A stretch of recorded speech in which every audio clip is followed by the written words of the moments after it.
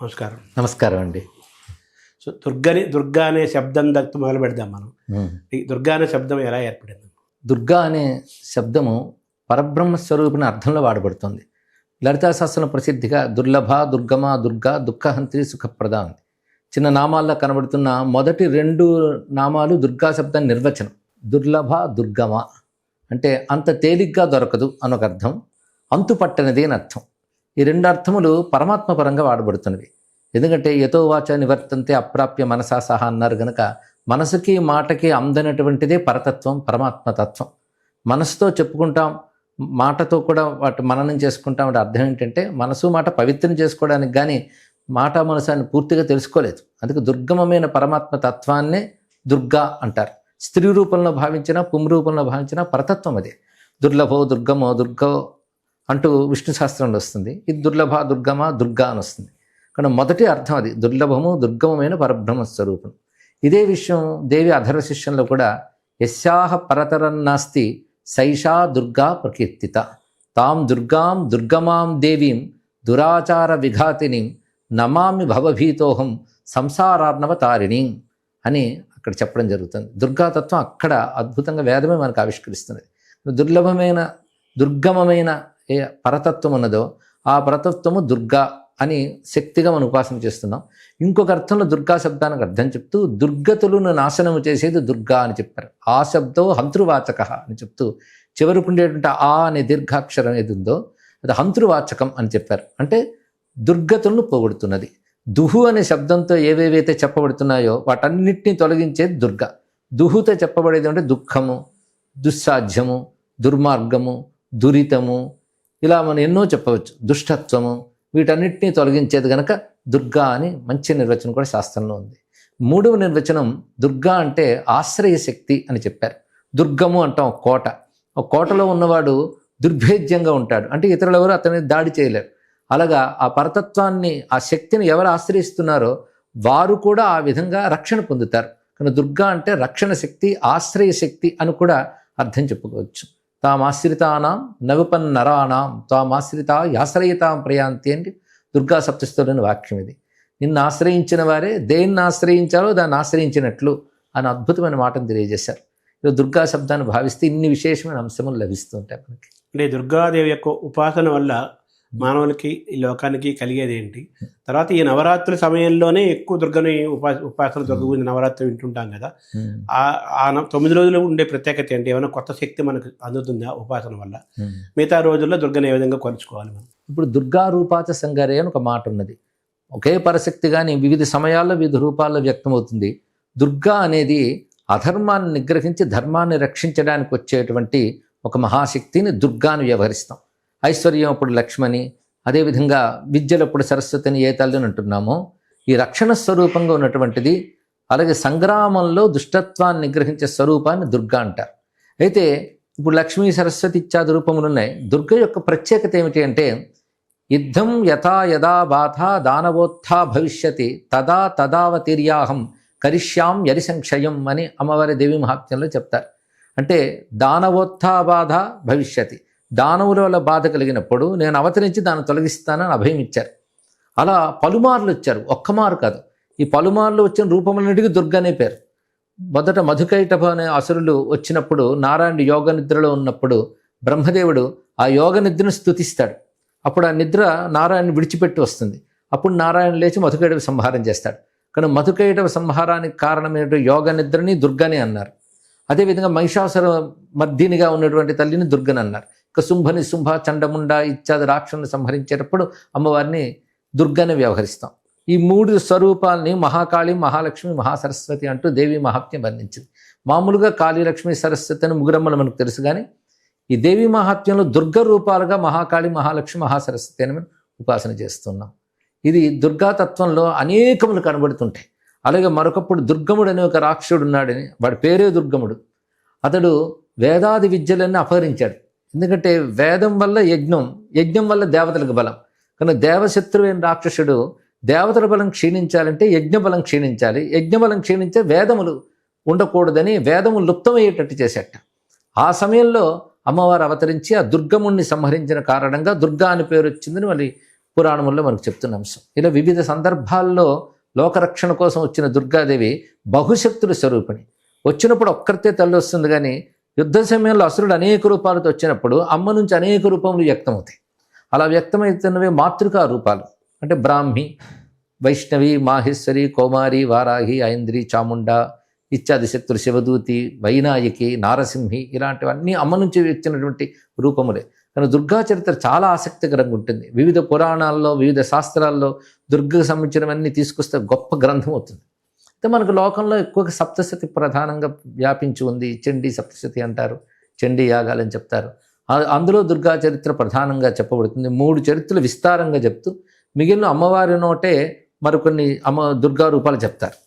ఇవన్నీ కలిపితే సుమారు 9 దుర్గా రూపాలు అక్కడే కనబడుతుంటాయి మనకి. నవదుర్గలు అంటారు. ఆ నవదుర్గలు మళ్ళీ వేరుగా ఉంటాయి. ప్రథమం శైలపుత్రీతి, ద్వితీయం బ్రహ్మచారిణి, తృతీయం చంద్రఘంటేతి, కుష్మాండే చతుర్థకం, పంచమం స్కందమాతేతి, షష్ఠం కాత్యాయని తథా, సప్తమం కాళరాత్రితి, మహాగౌరీతి చాష్టం. ఇది మళ్ళీ ఉపాసనా పరంగా ఈ 9 దుర్గలకి ఉపాసన మళ్ళీ కనబడుతుంటుంది. ఈ రెండింటికి ఏం తేడా? ఇందులో ఒక దుర్గ 9 రూపాలు. ఈ విశ్వరచనలో ఉన్నటువంటి విశేష అంశాలు ఇందులో కనబడతాయి. సౌమ్య, ఉగ్ర 2 రూపాలతో ఇందులో కనబడుతుంటుంది అమ్మవారు.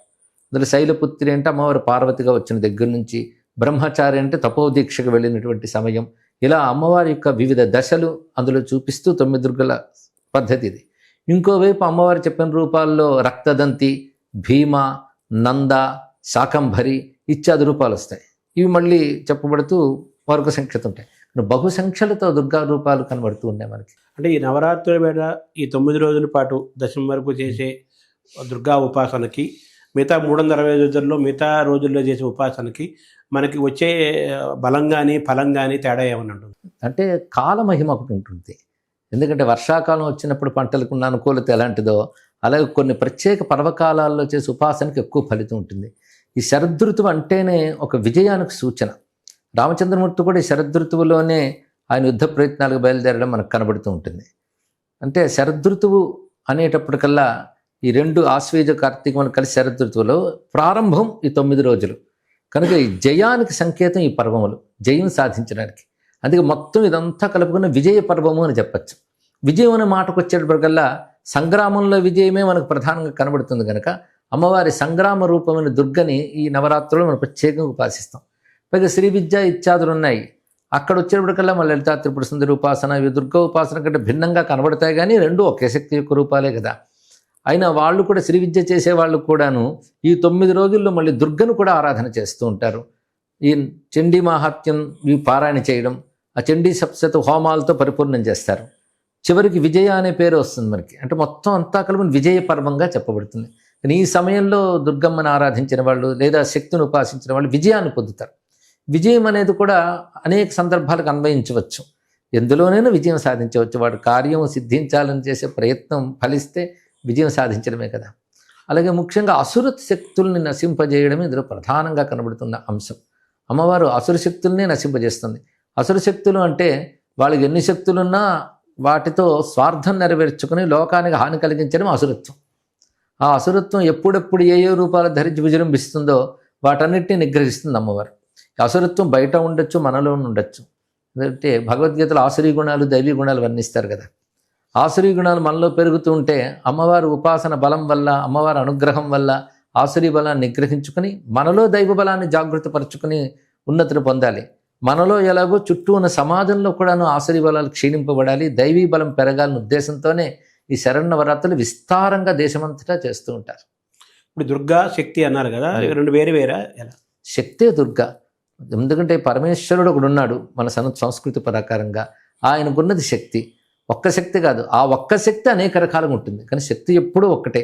అనేక రూపాలకు ఒకే శక్తి చెప్పబడుతుంది. పరా అస్య శక్తి వివిధైవ శ్రూయతే స్వాభావికి జ్ఞానబలక్రియాచ అంటూ ఉపనిషత్తులో మంత్రం ఉంది.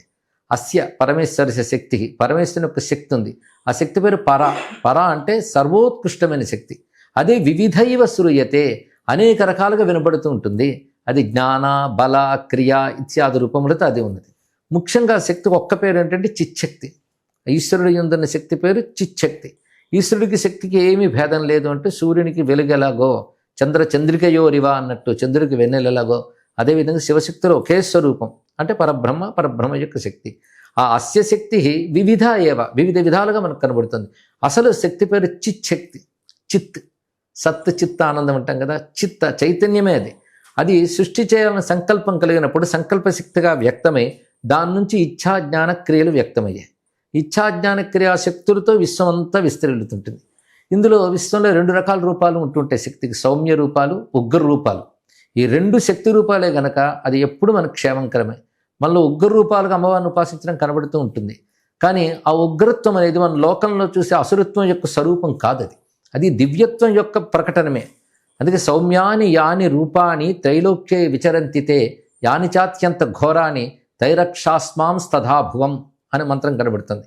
అంటే నీ సౌమ్య రూపంలో ఏమున్నాయో, నీ ఉగ్ర రూపంలో ఏమున్నాయో ఆ రెండిటితోనూ మమ్మల్ని ఈ భువనాల్ని రక్షించమ్మా అని దేవత ఋషులు ప్రార్థించినట్లు చూపిస్తున్నారు. కనుక శక్తే ఇన్ని రూపములుగా ఉన్నది.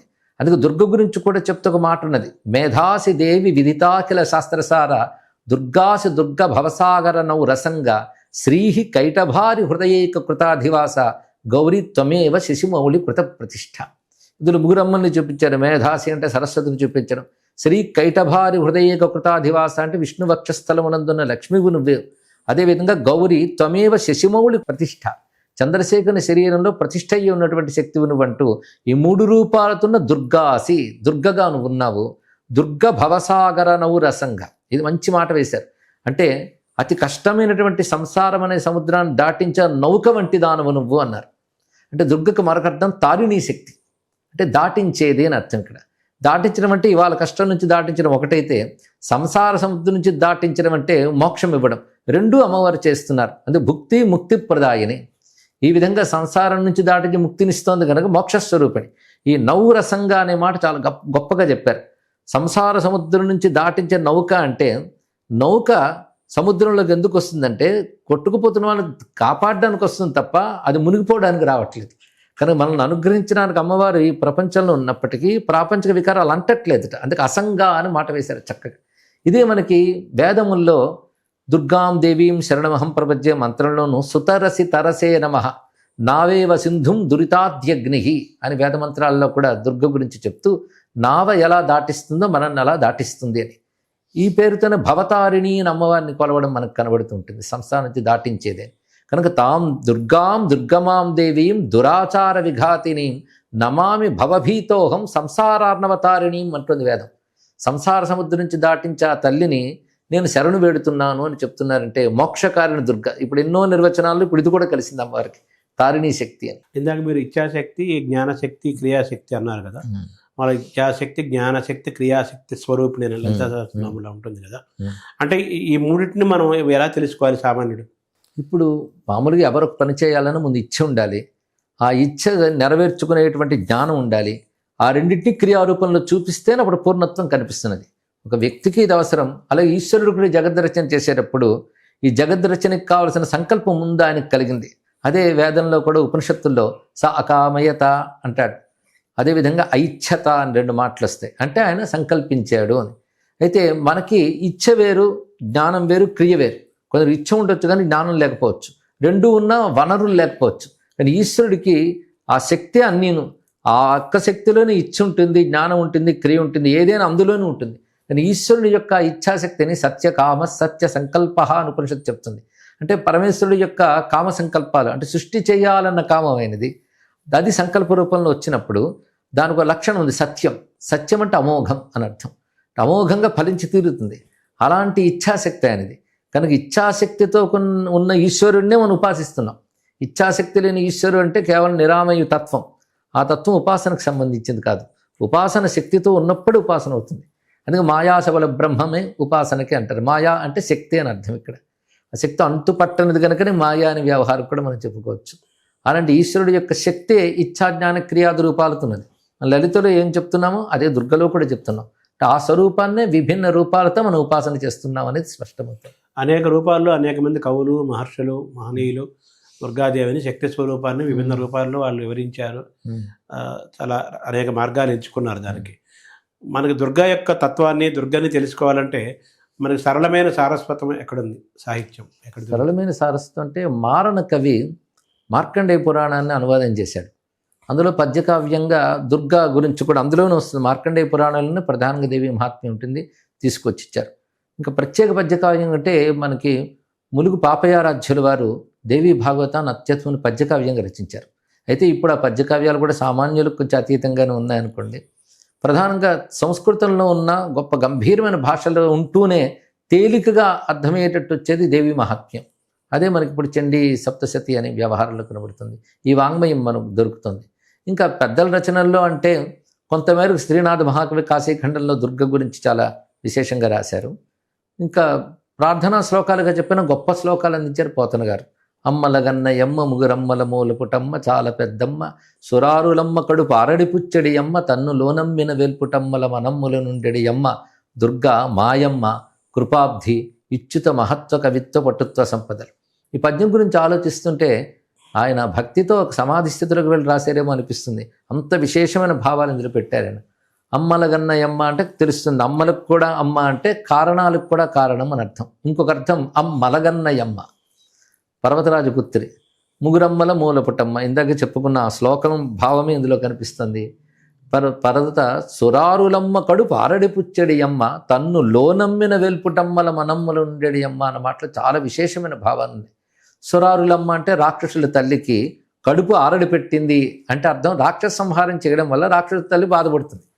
పైగా సురారులమ్మ కడుపు అంటే రాక్షసత్వానికి ఏది మూలమో దాన్ని దెబ్బతీసిందంటే అవిద్యను దెబ్బతీసిందని అర్థం చెప్పుకోవచ్చు. పైగా తన్ను లోనమ్మిన వేల్పుటమ్మలు, మంచి మాట వేశారు ఇక్కడ. వేల్పుటమ్మలు అంటే దేవతాశక్తులకి మూలమైనటువంటి అని అర్థం. అదితిదేవి అని చెప్పచ్చు. 2 దేవకాంతలు అని అర్థం. వాళ్ళు లోనమ్మారు. ఆమె లోనమ్మిన అనే మాట ఎంత అందంగా వేశారు. అంటే పై నమ్మిక లోనమ్మిక 2 ఉంటాయి అన్నమాట. లోపల నమ్మడం అంటే డీప్, అంతర్గతంగా దృఢమైన విశ్వాసం కలిగినటువంటి వాళ్ళు దైవీ ప్రకృతి ఎవరికి ఉందో వారిని రక్షిస్తుందని. వేల్పుటమ్మలు అంటే దైవీ ప్రకృతి ఉన్నవారు అని అర్థం. వాళ్ళని రక్షిస్తుంది. పైగా 3 బీజాక్షరాలు 3 వాక్యాల్లో చెప్పారు. కవిత్వ మహత్వ కవిత్వ పటుత్వ సంపదలు. మహత్వము కవిత్వము పటుత్వము సంపద అన్నారు. మహత్వం అనేది ప్రణవాన్ని తెలియజేస్తుంది, పరబ్రహ్మని అని ఓంకారం అక్కడ చెప్తే, కవిత్వం అనేది ఐంకారాన్ని చెప్తుంది. తర్వాత పటుత్వం అంటే హ్రీంకారాన్ని చెప్తుంది. సంపద అన్నప్పుడు శ్రీంకారాన్ని చెప్తుంది. మహత్వ కవిత్వ పటుత్వ సంపదలు అంటే ఓంకార ఐంకార హ్రీంకార శ్రీంకారములు కూడా అందులో పెట్టారు ఆయన. ఓం ఐం హ్రీం శ్రీం శ్రీమాత అనే మంత్రాన్ని ఈ పద్యంలో ఆయన పెట్టేశారు, నిక్షిప్తం చేశారు. మనకు విజయవాడ కనకదుర్గ అమ్మవారి దేవాలయంలో ఆ తలుపు దగ్గర ప్రధాన ద్వారం దగ్గరే ఆ పద్యం చెక్కి ఉంటుంది. తేలికగా ఉంటూ అద్భుతమైన భావం, మంత్రశక్తి ఉన్నటువంటి శ్లోకం ఇది. అంటే మనకు ఎన్నో దేవాలయాలు ఉన్నాయి కదా దేశమంతా కూడా. సరే ఇప్పుడంటే ఖండ భారతంలో ఉన్నాం, అఖండ భారతంలో అనేక దేవాలయాలు ఉన్నాయి. ఈ దుర్గాదేవి ఎక్కడ ఆ శక్తి స్వరూపం మన ఉపాసన దర్శనానికి మీ దృష్టిలో చెప్పాలంటే ఏ దేవాలయం, ఏ క్షేత్రం? అంటే మనకి విజయవాడకి ఒకటి ఉన్నది. అష్టాదశ శక్తి పీఠాలు. దుర్గా అనగానే దుర్గ గురించి చెప్తూ దేవి భాగవతంలో గణేశ జన్య దుర్గా అంటూ భర్గప్రియ అన్నారు. అంటే శివపత్ని అయిన గౌరీ ఎవరో ఆవిడే సంగ్రామరంలో దుర్గగా చెప్పబడుతుంది. గౌరీ ఎవరు, దుర్గా అదే అని మనకు స్పష్టమవుతున్నది. కనుక ఆ శక్తి రూపాలే శక్తిపీఠాలుగా వచ్చాయి అని మనకి పురాణములు చెప్తున్న విషయం. అంటే అమ్మవారి సతీదేవిగా ఉన్నప్పుడు ఆవిడ శరీర భాగాలు మొత్తం ఏర్పడ్డాయంటే సతీదేవి అంటే శంభుపత్నే కదా. ఆ శివపత్ని అనేటువంటి ఆ తల్లి, ఆ దుర్గయే ఇన్ని శక్తిపీఠ రూపాలతో ఉన్నది. ఒక్కొక్క శక్తిపీఠంలో ఒక్కొక్క విశేషం ఉంది. కానీ వైష్ణవీదేవి అని మనం అంటూ ఉంటాం, జమ్మూలో ఉన్నది. అక్కడ వచ్చేటప్పటికల్లా దుర్గా స్వరూపం మనకు బాగా కనబడుతుంది. 3 రూపములు అంటే మహాకాళి, మహాలక్ష్మి, మహాసరస్వతి స్వరూపములుగా దుర్గా అక్కడ ఉపాసింపబడుతుంది. ఇంకా విశేషించి మన తెలుగునాట దుర్గాక్షేత్రం వాటికి ఇది ఒకటి ఉంది. అయోధ్యలో కూడా దుర్గాక్షేత్రం ఒకటి ఉందని దేవి భాగవతం చెప్తుంది. నేటిగా దుర్గా మందిరం కనబడుతుంది మనకి. బృందావనంలో కూడా కాత్యాయని మందిరం ఒకటి కనిపిస్తుంది దుర్గాదేవికి. ఇక కాశీక్షేత్రంలో దుర్గా ప్రత్యేకంగా దుర్గా ధామం ఉంది. దాని నుంచి కాశీఖండం వర్ణన ఉంది. అది ఇప్పటికి కనబడుతుంది. దుర్గా కుండం అక్కడ ఉంటూ దుర్గాదేవి అక్కడ ఉంటుంది. ఇప్పటికి ఇక్కడ దుర్గా ఉపాసన చాలా బాగా జరుగుతూ ఉంటుంది. అంటే మామూలుగా ఈ నవరాత్రులు అనగానే మైసూర్ ఒకటి, అలాగే కలకత్తా, వెస్ట్ బెంగాల్, ఈ 2 ప్రధానంగా చెప్తారు కదా. ఆ 2 యొక్క ప్రత్యేకత ఏంటి మిగతా వాటికి పోల్చుకుంటే? అంటే ఈ మధ్య నేను కలకత్తా వెళ్ళి చూడడం కూడా జరిగింది. చిన్నతనం నుంచి రామకృష్ణ పరమహంస వారిపై ప్రీతి ఉండడంతో కొంత చదువుకోవడం కూడా జరిగింది. అక్కడ ప్రధానంగా కాళీ రూపంతో అమ్మవారు ఉన్నప్పటికీ కూడాను ఈ నవరాత్రులు మాత్రం దుర్గా పూజ అనే అంటారు వాళ్ళు. ఈ దుర్గా పూజ అన్నప్పుడు స్పష్టంగా ఈ చండీ సప్తశతిలో వర్ణించిన రూపములే అక్కడ ఉంటాయి. చండీ సప్తశతికి అంగంగా రహస్యత్రయం అని ఒకటి ఉంటుంది. రహస్యత్రయంలో అమ్మవారి మూర్తులు ఎలా ఉండాలి, ఎలా పూజించాలి, ఇవన్నీ వర్ణించారు. ఆ వర్ణించిన మూర్తులన్నీ పురాణానికి ఆధారంగా ఉంటాయి.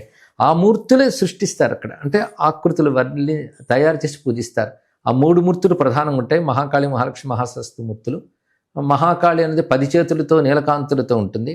తర్వాత స్వర్ణకాంతులతో ప్రకాశిస్తూ అమ్మవారు 18 చేతులు మహిషాసురమర్దిని, ఆవిడికి మహాలక్ష్మి అని పేరు. తర్వాత మహాసరస్వతి అంటే శుంభని సంహరించినటువంటి తల్లి 8 చేతులతో ప్రకాశిస్తున్నది. ఇవి ప్రధానంగా 3 పెడతారు.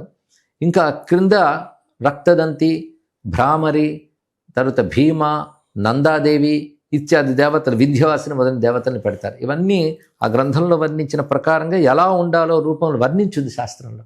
దాని ప్రకారంగా చేస్తారు వంగదేశంలో.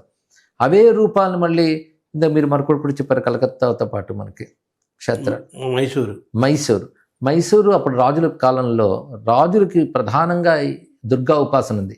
ఎందుకంటే మొదట రాజు సురథుడు దుర్గాదేవి ఉపాసన చేసి శత్రుజయం పొంది ఆ తర్వాత బహుకాలం పాలన చేసి ఆ తర్వాత సావర్ణను మనువుగా అయ్యాడు అని మనకు చెప్తున్నారు. అందుకే ప్రధానంగా రాజులు అమ్మవారిని ఉపాసన చేసేవారు విజయం కోసమని. అందుకే ఇది రాజత్వం ఎక్కడుంటుందో అక్కడ ముడిపడి ఉంటుంది.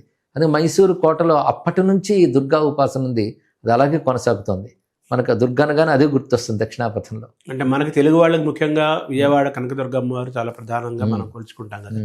దీన్ని ఎలా చూడాలి? విజయవాడ కనకదుర్గ యొక్క విశిష్టతని ఎలా తెలుసుకోవాలి మనం? అక్కడ కూడా విజయ శబ్దంతోనే మనకు కనబడుతుంది. విజయవాటిక అనే దుర్గా విశేషము.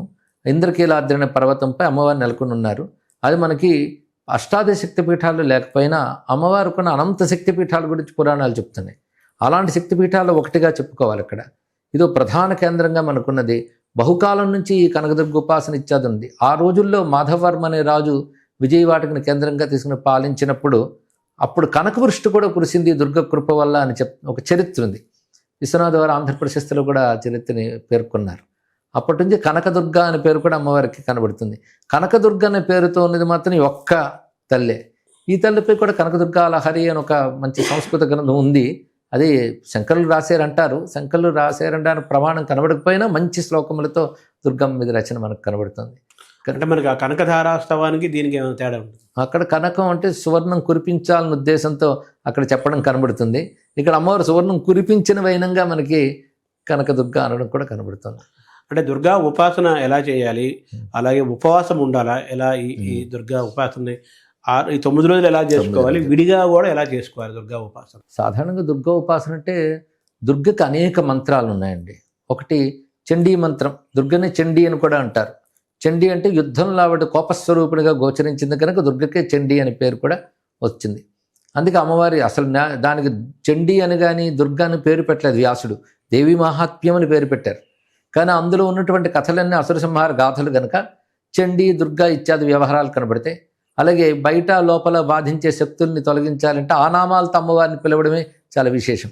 అందుకే ఈ దుర్గ ఉపాసన ఎలా చేయాలంటే ఒకటి చండీ మంత్రం తీసుకుని ఉపాసన చేయడం ఒకటి, దానికి అంగముగా ఈ సప్తశతి పారాయణ చేస్తుంటారు. ఇవి కాకుండా దుర్గా మంత్రములు ఎన్నో కనబడుతున్నాయి మంత్రశాస్త్రంలో. దీపదుర్గా, శూలిని దుర్గా, శాంత దుర్గా ఇత్యాది మంత్రములు కనబడుతున్నాయి. కొన్ని బీజాక్షర సహితంగా ఉంటాయి, కొన్ని వేదవాక్యములే మంత్రాలుగా కనిపిస్తాయి. దుర్గాం దేవీం శరణమహం ప్రపద్య అదొక మంత్రంగా చేయడం కనబడుతుంది. ఇవి కాకుండా దుర్గా నామస్మరణ అనేది అదే పెద్ద మహామంత్రం. దుర్గా నామమే ఒక మంత్రంగా చేసుకోవచ్చు, నారాయణి మంత్రం లాగా. అలాగే అది ఉపాసనలు ఉపదేశాలు లేకుండానే భక్తిగా స్వీకరించి శ్రీ దుర్గాయే నమః దీన్ని మనం అధిక సంఖ్యలో జపం చేస్తే దాని ఫలితాన్ని కూడా పొందవచ్చు. ఇంకా దీనికి అనుబంధంగా దుర్గానామాలు కొన్ని శాస్త్రాల్లో ఉన్నాయి. ఆర్య, దుర్గా, గౌరీ, వేదగర్భ, అంబిక, భద్ర, భద్రకాళి ఇత్యాది నామములు ఉన్నాయి. ఇవన్నీ కూడా జపం చేసుకోవచ్చు. దుర్గా అష్టోత్తర శతనామాలు లభిస్తున్నాయి. దుకారంతో దుర్గా మంత్రం దుమ్ దుర్గాయ నమః అని కూడా ఉన్నది. అయితే గురుముఖత ఇవి తీసుకుని బీజాక్షరం ఉందంటే గురుముఖత ఉండవలసిందే. నామంత్రాలు మనం భక్తిగా అమ్మవారిని నమస్కరించి జపం చేసుకోవచ్చు. అందుకే దుర్గాయ నమః అనే మాట చాలా విశేషమైన మంత్రంగా చెప్పుకోవాలి. అందుకే దుర్గే స్మృత హరసి భీతిమశేష జంతో స్వస్థై స్మృత మతిమతీవ శుభాం దదాసి అంటారు. స్మరించినంత మాత్రమనే ఎవరికైనా భయాలను పోగొట్టేది దుర్గా అనే నామం. దుర్గా అని ఒక్క నామం గురించి కూడా పురాణాలు గొప్ప కథలు చెప్పారు. అందుకే దుర్గా స్మరణ చాలా విశేషమైనటువంటి అంశం. అందుకే ఆ నామము జపం చేసుకోవచ్చు. ఇక అమ్మవారికి సంబంధించిన స్తోత్రవాంగ్మయం చాలా ఉన్నది, వాటిని పఠనం చేసుకోవచ్చు. ఆశ్చర్యకరం, దకారంతోనే అమ్మవారు దు వచ్చింది కనుక దకారంతో సహస్రనామ స్తోత్రం ఉంది. ఇలాంటి విశేషమైన వాంగ్మయం దుర్గపై మనకు కనబడుతున్నది. వాటిలో మనం ఏది లభ్యమవుతుందో మన సమయం బట్టి చేసుకోవచ్చు. ఏ రోజునైనా దుర్గా ఆరాధన చేసుకోవడం చాలా మంచిది. అయితే అదే సమయంలో దుర్గను ఆరాధించినప్పుడు తెలుసుకోవాల్సింది ఏంటంటే దుర్గా, లక్ష్మి, సరస్వతి అని వేరు వేరు అనుకోకూడదు. ఇందులో ఏ ఒకటి మనం తీసుకున్నా మిగిలినవన్నీ అందులో ఉంటాయి. ఎందుకంటే ఒకే తల్లి యొక్క ఎన్ని రూపాలు. అందుకే దుర్గాతత్వం చెప్పేటప్పుడు దుర్గానామాల్లో కూడా సరస్వతి, లక్ష్మీనామాలు వస్తే మళ్ళీ లక్ష్మీనామాల్లో దుర్గానామం వస్తుంది. నవదుర్గా, మహాకాళీం, బ్రహ్మ విష్ణు శివాత్మికామం లక్ష్మీనామాల్లో వస్తాయి. సరస్వతి నామాల్లో మళ్ళీ దుర్గానామం వస్తుంది. అంటే మనకు చెప్పదలుచుకున్న ఋషి ఏంటంటే నువ్వు ఒక రూపంతో ఒక మంత్రంతో చేస్తున్నా అది సర్వశక్తి సమాహార స్వరూపం తెలుసుకో అని చెప్తున్నారు. ఈ భావనతో దుర్గా ఉపాసన చేయడం చాలా విశేషమైనటువంటి అంశము.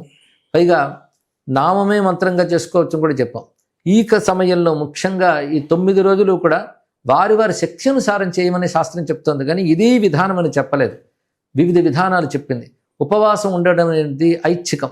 ఉపవాసం కానీ, నక్తవ్రతం కానీ, ఏకభక్తం కానీ ఎవరికి వాళ్ళు ఎంపిక చేసుకుని 9 రోజులు చేయవచ్చు అని చెప్పారు. శారీరకమైన స్థితి బట్టి ఇది ఆధారపడుతుంది. కొంతమంది సాయంత్రం వరకు పూజలు చేసి అప్పటి వరకు ఉపవాసం చేసి పూజలు చేస్తారు. కొంతమంది మధ్యాహ్న కాలం మీద అల్పాహారం తీసుకుని సాయంకాలం అమ్మవారికి నైవేద్యం పెట్టి నక్త భోజనం చేయడం ఉన్నది. లేదా మధ్యాహ్నమే భోజనం చేసి సాయంకాలం అల్పాహారం తీసుకోవడం కూడా కనబడుతుంది. ఈ విధానాల్లో ఏదో ఒకటి ఎంచుకుని 9 రోజులు పూజించాలి అని నవరాత్రి కల్పంలోనే రాసి ఉంటుంది మనకి. ఆ ప్రకారంగా ఆరాధించుకోవచ్చు. అంటే ఇప్పుడు ఈ మధ్య కాలంలో బాగా వినబడుతున్నమాట చండీ హోమం చేస్తున్నాము, చండీ అంటున్నారు కదా. అది ఏంటంటే కలియుగంకి ఏమన్నా సంబంధం ఉందా చండీ అనేది ఎలా చూడాలి? ఒకటి కలవు చండీ వినాయకం మాట ఉన్నది. కలియుగంలో చండీ ఉపాసన, వినాయక ఉపాసన శీఘ్ర ఫలం, పూర్ణ ఫలం ఇస్తాయి అని చెప్పారు. అయితే ఒకటి తెలిసి చేస్తే చాలా మంచిదని ఒక అభిప్రాయం చెప్పవచ్చు. ఎందుకంటే చండీ యాగం అనగానే దానివల్ల ఏవో అద్భుతాలు జరుగుతాయని, శత్రునాశనం అయిపోతుందని భావం ఉందే తప్ప అసలు చండీ తత్వం ఏమిటో తెలియట్లేదు. చండీ, దుర్గా అనే నామములకు అసలు తత్వం ఏంటంటే పరమార్థ జ్ఞానం పొందాలి, దానికి ఒక సాత్వికమైన జీవనం ఉండాలి, అది బోధిస్తుంది. అమ్మ దేవతను రక్షిస్తుందంటే సాత్విక గుణాలను రక్షిస్తుంది. అందుకే మనలో అటువంటి సాత్విక గుణాలు పెంపొందాలి. సాత్విక సాధన, తాత్విక చింతన ఉండాలి. ఇది చాలా ప్రధానమైనది. చండీ తత్వం తెలియాలంటే దేవీ మహాత్మ్య గ్రంథమే మనకు అద్భుతంగా కనబడుతుంది. అందులో చెప్తున్నవన్నీ కూడా గొప్ప ఉపనిషత్ మర్మాములు చెప్పబడుతున్నాయి. కథ ప్రారంభంలోనే సురథుడు అనే ఒక రాజు, సమాధి అనేటువంటి ఒక వ్యాపారి, వీరు ఉభయులు కూడా జీవిత వ్యవహారంలో దెబ్బతిని ఆ రాజు శత్రువుల చేత ఆక్రమింపబడి బలహీనుడవుతాడు. ఇతడు సొంత పిల్లలే అతన్ని ఇంటి నుంచి తరిమి కొడతారు వ్యాపారిని. వారు ఉభయులు ఒక ఋషి ఆశ్రమంలో కలుసుకుంటారు. వాళ్ళిద్దరూ మాట్లాడుకున్నది చూస్తూ ఉంటే సంసారంలో అన్ని మనం కోల్పోయాం, నా వాళ్ళు అనుకున్న పిల్లలు కూడా నన్ను వంచన చేశారు అని అంటాడు సమాధి. అప్పుడు సురథుడు చెప్తాడు, నీ పిల్లలు నిన్ను కాదనుకుంటే నువ్వు కూడా కాదనుకోవచ్చు కదా అంటాడు. వినడానికి బాగుంది కానీ అలా అనుకోలేకపోతున్నాం, ఏదో తెలియని ఒక మోహం నన్ను కమ్ముతోంది అంటాడు. నాకు అదే బాధ. మన ఇద్దరు ఏం చేయాలంటే మన ఇద్దరు అనుకోవడం ఎందుకు, ఇక్కడ మహర్షి ఉన్నాడు, ఆయన ఆశ్రయిద్దామని సుమేధ అని మహర్షిని ఆశ్రయిస్తారు. అప్పుడు సుమేధ అమ్మవారి తత్వాన్ని బోధిస్తాడు. అంత అద్భుతమైన ప్రారంభం చూడండి ఇక్కడ. ఇది ఎలాంటిదంటే ఉపనిషత్తుల్లో వైరాగ్యం కలిగినటువంటి వాడు బ్రహ్మనిష్ఠుడైనటువంటి గురువుని ఆశ్రయించాలి, ఆయన ద్వారా బ్రహ్మ విద్య పొందాలి అన్నదే ఇందులో ఆరంభంలో అదే కనబడుతుంది. అప్పుడు ఆయన అమ్మవారి గురించి చెప్తాడు. ఆ తల్లి 2 రూపాలతో ఉంటుంది. లోకంలో వారి కర్మలను అనుసరించి అమ్మవారి యొక్క ప్రవర్తన ఉంటుంది. అందరినీ అవిద్యలో ముంచి సంసారంలో తిప్పుతున్నది ఆ తల్లే. ఆశ్రయించిన వారికి అవిద్య పోగొట్టు ముక్తినిచ్చేది ఆ తల్లే. కానీ బంధమోక్షకరీ విద్య, బంధిస్తున్నది ఆ తల్లి, మోక్షమిస్తున్నది ఆ తల్లి, వారి వారి కర్మలను అనుసరించి. అందుకే అటువంటి తల్లిని ఆశ్రయించితే మోహం నుంచి బయటపడతారు అని ఉపదేశిస్తే వాళ్ళిద్దరూ అమ్మవారిని ఉపాసన చేస్తారు గురువు ద్వారా మంత్రం తీసుకుని. చివరికి ఫలితం ఏమిటంటే అమ్మవారు వచ్చినప్పుడు ఆ రాజు అంటాడు, నాకు పోయిన రాజ్యం కావాలంటాడు. వెంటనే ఆ రాజ్యం ఇస్తాను, బహుకాలం పాలిస్తావు, తర్వాత నువ్వు మనువు అవుతావు అని చెప్పి 8వ మనువు సావర్ణి అవుతావు అని అమ్మవారు చెప్తుంది. నీకేం కావాలని అడుగుతుంది సమాధిని. అతను అంటాడు, అమ్మ ఈ జీవితం నిస్సారం అని తెలిసింది, నాకు జ్ఞానాన్ని మోక్షాన్ని ప్రదానం చేయంటే వెంటనే జ్ఞానం మోక్షం ఇస్తుంది. అంటే ఒక కథలో 2 వృత్తములు చెప్పాడు. ఇద్దరు ఉపాసించింది ఒకే అమ్మవారిని, కానీ ఇద్దరు జీవలక్షణాలు వేరు. అందుకే అమ్మవారు ఇచ్చింది ఇతనికి ఐహికమైన ఫలములు ఇచ్చింది, అతడు మోక్షాన్ని ఇచ్చింది. అంటే 2 ఇవ్వగలదు అమ్మ. అదే భుక్తి ముక్తి. భుక్తి అంటే ఐహికమైన ఫలములు, ముక్తి అంటే మోక్షం, 2 ఇస్తోంది. ఒక్క కథ ద్వారా ఎంత అందమైన భావం చెప్పారు. ఈ భావం తెలుసుకుంటే చండీ చేస్తున్నంతసేపు భక్తిభావం మనలో ఉత్పన్నమవుతుంది. అలా చేస్తే చాలా మంచిది. ఎలాగైనా చేస్తున్నారు మంచిదే, కానీ ఇంత సద్భావం, ఇది పరమార్థ విద్య. ఒక భగవద్గీత ఎంత జ్ఞానాన్ని మనకు అందిస్తుందో ఈ చండీ విద్య కూడా అంతే జ్ఞానాన్ని మనకి ఇస్తున్నది. ఇక చండీ అనే మాటలో మనకు అర్థం ఏంటంటే మనం ప్రచండ సూర్యుడు అంటాం, చండభానుడు అంటూ ఉంటాం. చండ అంటే శక్తి అంతా తీవ్రంగా కనిపించినప్పుడు చండ అవుతాం. అలా అమ్మవారి శక్తి సంపూర్ణంగా వ్యక్తమైతే దాన్ని మనం చండీ అనే భావంతో తీసుకోవాలి. అలాంటి పరాశక్తి ఉపాసన, పరబ్రహ్మ ఉపాసనే అది జ్ఞానస్వరూపంగా కూడా ఉన్నది. ఈ దృష్టితో మనం చండీ ఆరాధన చేసినట్లయితే ఆ దుర్గాదేవి ఇహము పరము రెండు ప్రసాదిస్తుంది. మామూలుగా తక్కువ మంది మాత్రమే ఈ ఆధ్యాత్మిక సాధన, మీరు అనుకున్న మోక్షము, ఒక రకమైన యోగ మార్గము, ధ్యాన మార్గంలో ఉంటారు. ఎక్కువ మంది ఐహికంగా వాళ్ళకి ఏదో చదువులు రావాలనో, చదువులో ఉద్యోగాలు రావాలనో, ఐశ్వర్యం సంపాదించాలనో, వ్యాపారం బాగా జరగాలనో, లేకపోతే వ్యాధులు పోవాలనో, ఏదో పెళ్ళిళ్ళు జరగాలనో, జీవితం చాలా ఆనందంగా ఉండాలనో ఎక్కువ మంది ఇందులోనే ఉంటారు కదా. సో మీరు అన్నట్టుగా ఐహికము, మన అలౌకికము, అలౌకికము రెండూ కూడా జరుగుతాయి ఈ ఉపాసన ద్వారా. అదే ఆ కథలో, ఆ స్తోత్రాల్లో అదే కనబడుతుందండి. అందులో ఏం చెప్తాడంటే, ఎవరైనా అభీష్ట సిద్ధి కోరి నిన్ను ఆశ్రయించినట్లయితే, లేదా భయాలతో లోనే భయం నుంచి బయటపడాలని నిన్ను ప్రార్థించినట్లయితే అది ఇస్తావు. అదేవిధంగా వివేకవంతులైనటువంటి వాళ్ళు, వారికి జ్ఞానాన్ని, మోక్షాన్ని కూడా ఇస్తావు నువ్వు వారి సంస్కారములు బట్టి అని రెండూ చూపిస్తారు అందరూ. కనుక రెండూ ఇవ్వగలదు. ఐహిక వాంఛలతో ఉన్నవారు అమ్మవారిని ఆరాధించుకోవడం చాలా మంచిది. అలా ఆరాధిస్తే ఏం జరుగుతుందంటే, ఒకటి వాళ్ళు గుర్తుపెట్టుకోవాల్సింది, ఐహికమైన వాంఛ ధర్మబద్ధమై ఉండాలి. ఇది చాలా ప్రధానమైనది. అలాంటి వాంఛలతోనే రాక్షసులు తపస్సులు చేశారు, ఐహిక వాంఛలతో. మరి రాక్షసులకి దేవతలకి తేడా ఏమిటంటే, వాళ్ళు ధర్మబద్ధమే లోకక్షేమాన్ని కోరుతూ అమ్మవారిని ఆరాధించారు. ఈ రాక్షసులు అవి రెండూ లేకుండా చేశారు. అందుకే అమ్మవారిని కోరికలతో ఆశ్రయించడం కూడా చాలా మంచిదే. లేకపోతే అమ్మవారిని కాక ఇంకెవరిని అడుగుతాం. కానీ అదే సమయంలో ధర్మబద్ధమైన అని పెట్టుకోవాలి. ధర్మబద్ధమైనటువంటి వాంఛలు అమ్మవారి తీర్చి, తద్వారా క్రమంగా వివేక వైరాగ్యాలు వస్తాయి. మొదటే రావు, ముందే వివేక వైరాగ్యాలు తెచ్చుకుంటే ఎవరు ఆరాధన చేయరు. మీరు చెప్పినట్లు ఐహికమైన వాటికి చేస్తారు, కానీ ఐహికమైన వాటితో ధర్మబద్ధంగా అమ్మవారిని ఆశ్రయించినట్లయితే క్రమక్రమంగా ఆ కోరికలు తీరుతూనే చిత్తం శుద్ధమై వివేక వైరాగ్యాలు కలిగి మోక్షకాంక్ష కూడా అప్పుడు ఉత్పన్నమవుతుంది. అంటే మీరు ఈ దుర్గా నవరాత్రి అవగానే విజయదశమి వస్తుంది, అదైనా కొన్ని రోజులకే దీపావళి కూడా వస్తుంది. సో ఈ రెండింటి సమన్వయంగా మనం ఈ రోజుల్లో మనం ఎలా ఉండాలి, ఏం చేయాలి, ఏం చేయకూడదు? అసలు ఆశ్రయం అంతా కూడా మన శక్తి ఆరాధనగానే చెప్పుకోవాలండి. అందులో ప్రధానంగా విజయ పర్వం అని ఇందాకే చెప్పుకున్నాం. ఈ విజయం కూడా రెండు రకాలు, అంతర్గత శత్రువులను జయించడం, బాహ్య శత్రువులను జయించడం. ఈ రెండు జయిస్తేనే పూర్ణ ఫలం వస్తుంది కనుక జయా విజయ అని రెండు పేర్లు పెట్టారు. ఇది అంతర్గత బహిర్గత శత్రువుల్ని నిర్మూలించడము, జయించడము. ఈ రెండింటి స్వరూపాన్ని అపరాజిత అంటారు. అంటే పరాజయం లేని తల్లి అని. ఆ తల్లిని ఉపాసిస్తారు విజయదశమి నాడు. పైగా దశమి ముహూర్తాన్ని, ఆశ్వేజ దశమిని విజయాతిథి అంటారు. విజయ ముహూర్తం, ముహూర్తం యొక్క పేరే విజయ. అందుకే విజయదశమి అనే వ్యవహారంలో మనకు వచ్చింది. కానీ ఆ సమయంలో చేసేది అపరాజిత పూజే, విజయపర్వం. ఆ తర్వాత మనకి అమావాస్య, దీపావళి అమావాస్య వస్తుంది. మన వైపు వద్ద తెలియదు కానీ ఇందాక చెప్పినట్టు అస్సాము, తర్వాత ఒరిస్సా, బెంగాల్ ప్రాంతాల్లో దీపావళి ముందు కొన్ని రోజుల ముందు నుంచి కాళీ ఆరాధన చేస్తారు. ఆ చతుర్దశి నాటి రాత్రి, అంటే నరక చతుర్దశి అని మనం ఏదైతే అంటామో, ఆ రోజున కాళీ విగ్రహాలు, మనకి ఎలాగైతే వినాయక చవితి పండాలు పెడతారో అలా కాళీని పెడతారట. కాళీదేవిని ఆరాధన చేస్తారు. అంటే కృష్ణపక్షం వచ్చింది కదా, అప్పుడు కాళీ ఆరాధన జరుగుతుంది. పైగా చతుర్దశి నాటి రాత్రికి, అంటే అమావాస్య ముందు రోజు రాత్రికి కాళరాత్రి అని పేరు, అమావాస్యకి మహారాత్రి అని పేరు. ఇవి కూడా మళ్ళీ దేవి మహత్యం వస్తాయి. కాళరాత్రి, మహారాత్రి, మోహరాత్రి చదారుణ అంటాడు ఇక్కడ. కాళరాత్రి చతుర్దశి, మహారాత్రి దీపావళి అమావాస్య.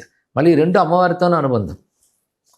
అటు కాళీని చతుర్దశి నాడు ఆరాధిస్తూనే అమావాస్య నాడు మహాలక్ష్మి ఆరాధన చేస్తారు, దీపలక్ష్మి ఆరాధన ఇత్యాదులు చేస్తుంటారు. కానీ ఈ మాసమంతా శక్తిమయంగానే మనకు గోచరిస్తూ ఉంటుంది. కార్తీకం కూడా వచ్చేస్తాం, కార్తీకం వెంటనే వస్తుంది. సో ఇవన్నీ కూడా ఆధ్యాత్మిక సాధనకి గొప్ప రోజులు. తర్వాత మీరు చెప్పినట్టుగా ఇలా ఉపాసించి ధర్మబద్ధంగా కోరుకుంటే, మనం కోరుకునే కోరికలో ధర్మం ఉంటే అమ్మవారి యొక్క కటాక్షం ఉంటుంది, అన్నీ జరుగుతాయి అనేది మనం అండర్లైన్ చేసుకోవాలి. అయితే ఈ ఉపాసన చేయలేని వాళ్ళు, ఈ మంత్రాలు చదవలేని వాళ్ళు, మామూలుగా రొటీన్గా జీవించే వాళ్ళు ఎలా దీన్ని, ఈ అమ్మవారి యొక్క ఆశీస్సులు పొందాలి? చాలా మంచి మాట చెప్పారు. అమ్మవారు ప్రధానంగా భక్తిప్రియ, భక్తిగమ్య, పైగా స్మరణ, భక్తి స్మరణ. భక్తి అంటే ప్రేమపూర్వకమైన ఒక సద్భావం అమ్మవారి పట్ల ఉంటే చాలు. వాడు జపాలు చేయొచ్చు, పూజలు చేయొచ్చు, చేయలేకపోవచ్చు. అమ్మవారిని తలంచుకోగానే మనసు ఆర్ద్రమవగలిగేటువంటి ఒక ఆశ్రయ బుద్ధి, ప్రేమ బుద్ధి ఉంటే తప్పకుండా అమ్మవారి అనుగ్రహం లభిస్తుంది. ఎక్కడున్నా ఎప్పుడున్నా ఎలా ఉన్నా స్మరించుకోవచ్చు.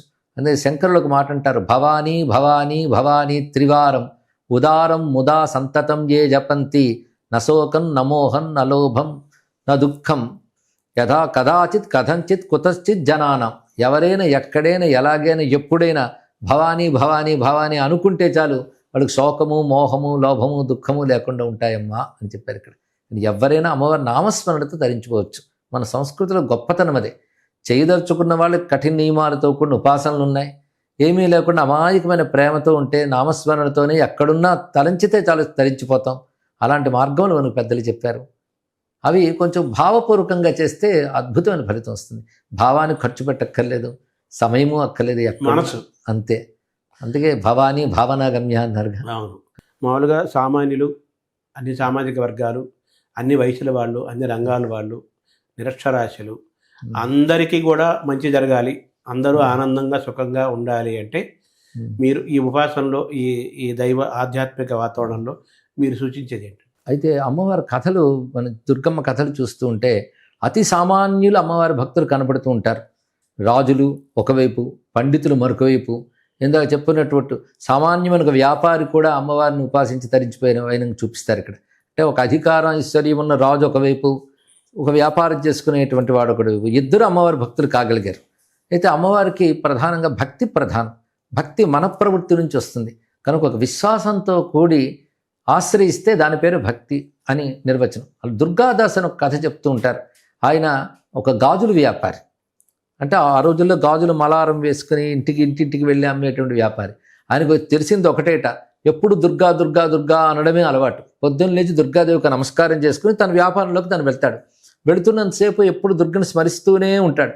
ఊళ్ళో వాళ్ళందరూ ఆయనకి దుర్గాదాస్ అని పేరు పెట్టేశారు. అసలు పేరు ఆయన మర్చిపోయాడు. అంటే ఎప్పుడు దుర్గా దుర్గా అనడం వల్ల దుర్గాదాస్ అని పేరు అయిపోయింది. అలాంటి దుర్గాదాస్ యొక్క భక్తికి సంతోషించి అమ్మవారి ఒక సామాన్య స్త్రీ రూపంలో అతడి వద్ద వచ్చి నాకు గాజులు వేయి అంటుంది ఒక చెరువు దగ్గర. అప్పుడు ఆ దుర్గాదాసు గాజులు వేస్తాడు. వేసిన తర్వాత డబ్బులు ఎంత ఇమ్మంటావు అంటే చెప్తాడు. చెప్పినప్పుడు అయ్యో డబ్బులు లేవే మర్చిపోయాను, తీసేస్తావా గాజులు అంటే, అమ్మ వేసిన గాజులు తీయనమ్మా, నువ్వేవో అమ్మవారిలా కనబడుతున్నావు, పర్వాలేదులే వెళ్ళి అంటాడు. లేదు లేదు నేను ఉచితంగా తీసుకోను, నువ్వు ఈ ఊళ్ళో ఫలానా వీధిలో ఫలానా ఇంటి దగ్గరికి వెళ్ళు, ఆయనకి చెప్పు మీ అమ్మాయి గాజులు వేసుకుంది డబ్బులు ఇమ్మన్నది అని చెప్పి ఇచ్చేస్తారు. ఆయన అంటాడు నాకు అమ్మాయిలు లేరని, నా మీద కోపంతో అలా అంటాడు కానీ పట్టించుకోక అడుగు అని చెప్తాడు. అప్పుడు ఆ మాట ప్రకారం వెళ్ళి అడుగుతాడు. అతడు మంచి ఉపాసకుడు ఆ పెద్ద ఆయన దగ్గరికి వెళ్ళి అడిగినప్పుడు మీ అమ్మాయి గాజులు వేయించుకుంది డబ్బులు ఇవ్వమంటుంది అని అంటే, నాకు అమ్మాయిలే లేరు నాయన అంటే, మీరు ఇలా అంటారని కూడా చెప్పింది అంటే, అప్పుడు ఆయన కళ్ళ నీళ్ళు వస్తాయి. అది మామూలు అమ్మాయి కాదు నైనా, నువ్వు భాగ్యవంతుడివి, నేను ఉపాసిస్తే నీకు దొరికిందని. ఎక్కడుంది అమ్మాయి అంటే ఇద్దరు కలిసి పరిగెత్తుకు వెళతారు. మళ్ళీ అక్కడ ఉంటుందేమో చెరువు దగ్గర, కనబడదు. ఇద్దరికి కన్నీళ్ళు వస్తూ ఉంటాయి. అక్కడ అమ్మని తలుచుకుంటూ ఇద్దరు, అమ్మ నాకు కనబడలేదు, నిన్న ఉపాసన చేసిన ఇతరికి కనబడ్డావే అని అంటూ ఉంటే, అమ్మ కనబడి నిన్ను పోల్చుకోలేకపోయాను మరొకసారి రా అమ్మ అని ఇతడు. ఇద్దరు విలిపిస్తుంటే ఆ చెరువులోంచి గాజులు వేసుకున్న 2 చేతులతో వచ్చి అమ్మవారి ఇద్దరిని తన ఐక్యం చేసుకున్న కథ చెప్తూ ఉంటారు ఇక్కడ. ఆ దుర్గాదాస్ అత్యంత సామాన్యుడే కనుక మన సంస్కృతిలో గొప్ప విశేషం ఏంటంటే, అతి సామాన్యులు కేవలం శుద్ధమైన భక్తితో అమ్మవారిని కొలిచి తరించిపోయారు. దాని పెద్ద పెద్ద ఉపాసనలు, పెద్ద పెద్ద దీక్షలు ఏమీ అక్కర్లేదు. వాళ్ళ పని వాళ్ళు చేసుకుంటూ అమ్మవారిని తలంచుకుంటే చాలు. అలా తలంచుకోవడానికి కావాల్సిన నామావళి మనకు చాలా చాలా విశేషంగా లభిస్తున్నాయి.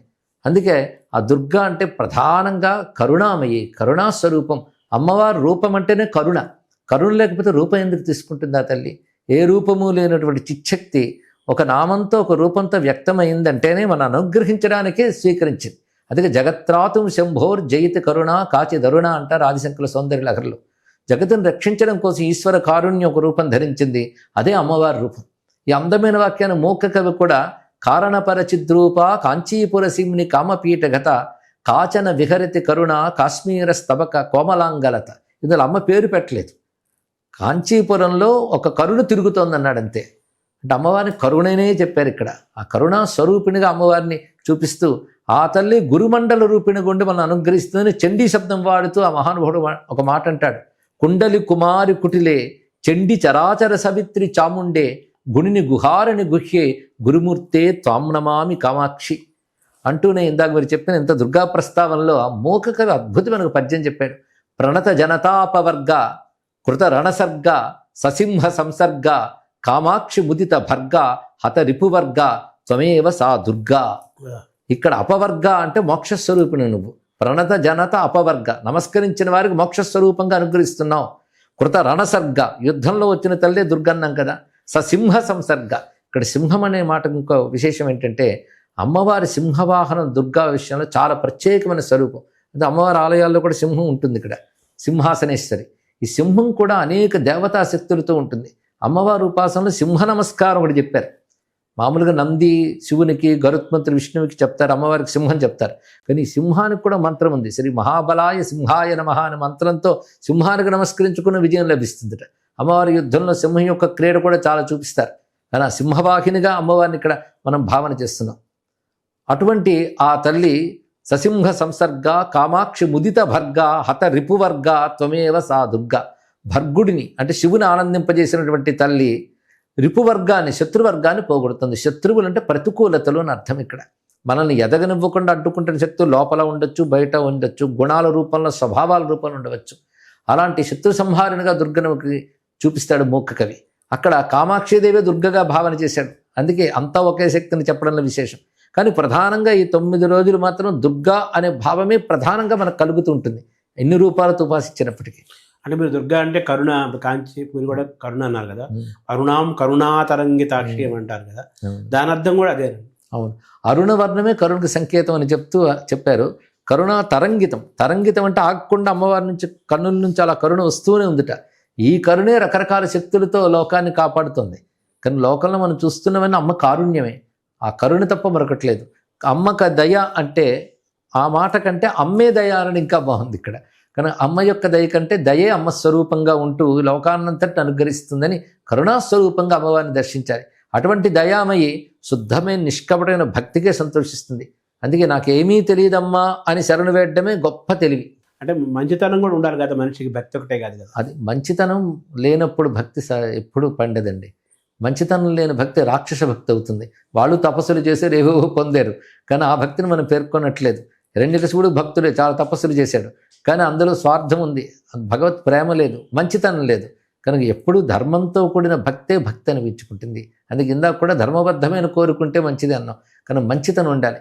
అసలు భగవద్ ఆరాధనలో ప్రధానంగా 10 మంది క్షేమం కోరుకునేవాడే భగవంతుడిని ఆరాధించడానికి అర్హుడు. ఇది ఎప్పుడు గుర్తుపెట్టుకోవాలి. మా గురువులు సద్గురు శివానందమూర్తి గారు అనేవారు, లోకక్షేమం కోరుకునేవాడినే ముందు భగవంతుడు అనుగ్రహిస్తాడు, తన క్షేమం కోరుకునేవాడిని తర్వాత చూస్తాడని చెప్పేవారు. నమస్కారం. నమస్కారం అండి, ధన్యవాదాలు.